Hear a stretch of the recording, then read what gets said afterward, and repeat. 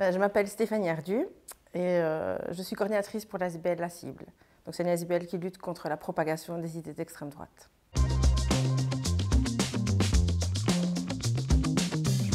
J'ai rejoint la Rhizosphère, l'équipe de la Rhizosphère d'abord parce que je pense que le porteur de projet, à savoir Pierre Eldenberg, quand il me propose quelque chose, j'y crois parce que j'ai une confiance absolue. Voilà. Je le fais en connaissance de cause parce que vraiment je sais que je peux avoir confiance totalement. Et puis parce que les autres personnes auxquelles on pensait pour rejoindre le conseil d'administration, dans cette équipe, il y a plein de personnes que je connais avec qui j'ai eu la chance de travailler sur d'autres projets. Et ce sont des personnes que j'admire et en qui j'ai confiance aussi. Donc voilà, j'avais très envie de réitérer des expériences avec ces personnes. Et puis parce que le projet me parle, voilà, tout simplement. Donc c'est une idée dans laquelle je peux vraiment me retrouver, en laquelle je crois. Donc c'était vraiment pas à pas louper.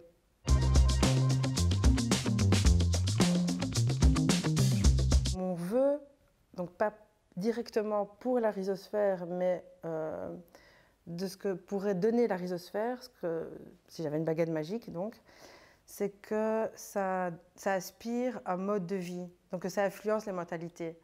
Parce que je crois que c'est le point fort de la rhizosphère, c'est que ça repose sur la solidarité, la communauté, le collectif. Et je pense que l'avenir, il peut être envisageable de manière belle et enthousiasmante que si tout le monde pouvait prendre conscience qu'il n'y a que l'entraide, la solidarité qui est la clé. Donc je voudrais que ça ait l'impact,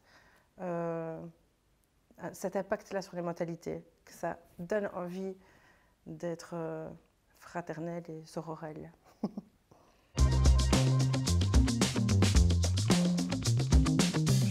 On a tous des principes, on a tous des valeurs, et souvent on est frustré de ne pas pouvoir les mettre en œuvre, ou on se sent impuissant, et on voudrait changer les choses et on ne sait pas par où prendre, par où commencer. La rhizosphère, c'est proprement le lieu idéal pour mettre en œuvre ces principes et ces valeurs. Puisque si on a des compétences, on les met au service de personnes qui en ont d'autres. Et donc, c'est en plus pouvoir faire naître des projets qui ont du sens. C'est le moment de plus se sentir frustré de ne rien pouvoir faire, quoi. Que ce soit par la tuyauterie, donc par des compétences, faire parler, de faire la promotion, de pouvoir aider sur l'aspect financier, de tous les aspects que d'autres n'ont pas et de leur permettre de vivre leur projet à fond, c'est le moment de s'y mettre.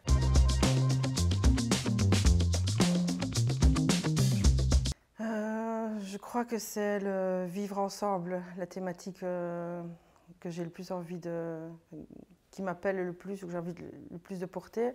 Avec la situation actuelle, on a vu au début de la crise, tout le monde s'intéressait d'un coup à son voisin alors qu'il ne savait pas trop à quoi il ressemblait la veille, mais se préoccupait de si tout le monde avait bien à manger. Et puis au niveau individuel, puis au niveau collectif, il y a eu plein d'élans de solidarité qui sont nés.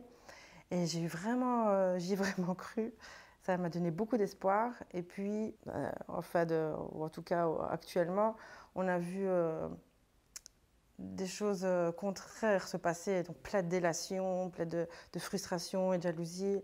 Je crois que j'ai espoir que vraiment un jour, tout le monde prenne conscience qu'on fait partie d'un tout et qu'on est tous interdépendants les uns des autres. Et donc que s'il y a des projets qui peuvent communiquer sur l'amour au sens, avec un grand A, au sens inconditionnel des uns des autres, je crois que c'est le bon endroit pour les faire émerger, quoi. Voilà.